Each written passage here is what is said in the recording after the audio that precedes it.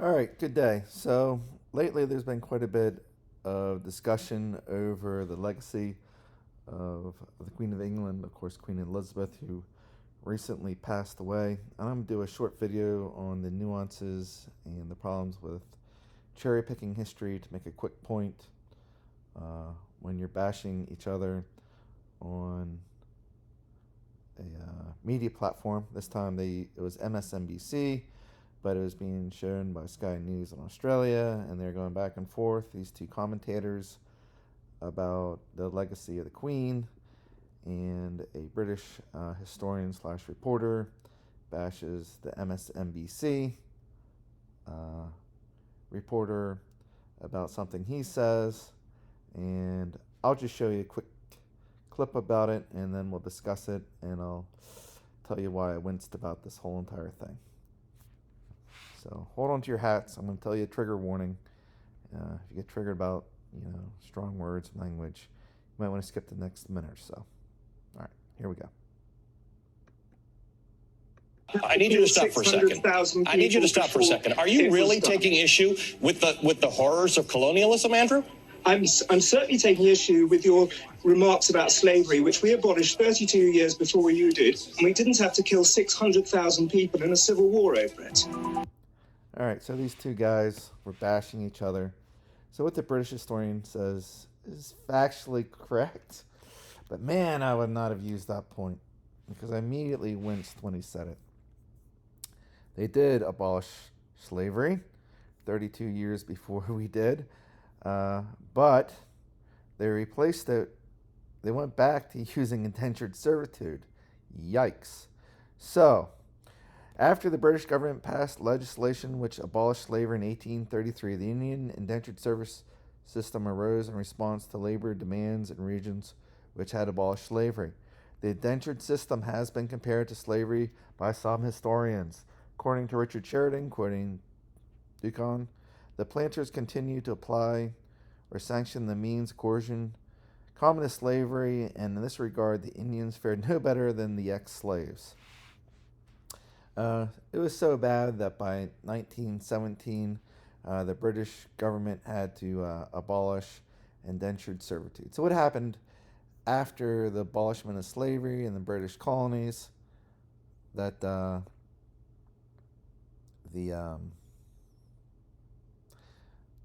workers, I hate to use that, I'll use the term former slaves, walked away from their jobs like anybody else would, and they quickly in their plantations started to run out of workers. They tried to bring in Europeans, but the workers of indentured servitudes, they could not handle the harsh climates that they were working in, and quickly were dying off in droves. So they had to turn to indentured servants, and I use that term lightly, because many of these people were tricked into working in these faraway colonies.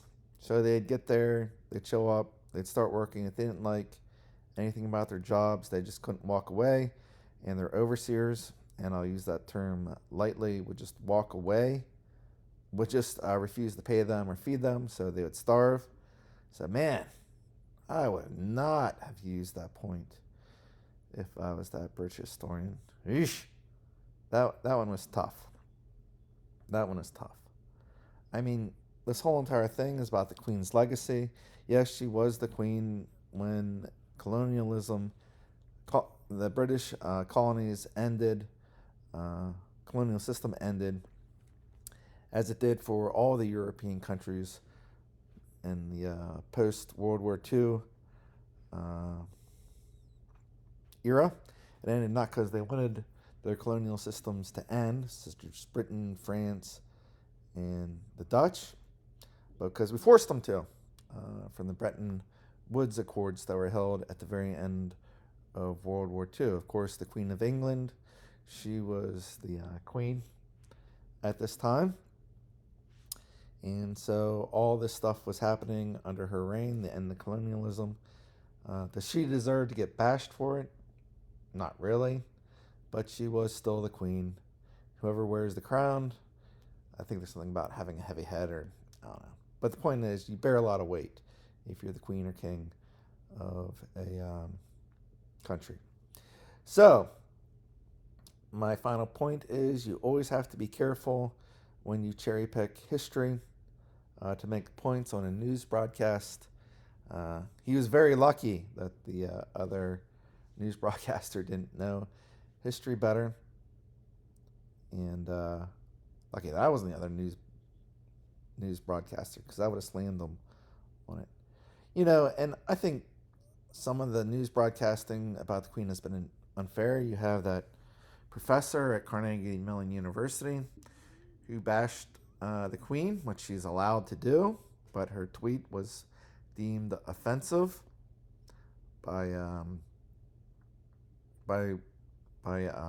Twitter, I guess it's called, and it was removed. I mean, she works at Carnegie Mellon University, some kind of gender affirmative action course. I don't know. Probably wouldn't have a job there much longer because she said some really savage stuff about the Queen that you wouldn't be allowed to say about even a normal person, not just the Queen of England. So everybody, let's use history wisely out there. Let's use it as a teaching point and not just to bash each other. History is way too important just to be used to making points on a news broadcast. All right, everybody. Hope everybody has a great day, and I'll try to make another video later in the week. All right, bye-bye.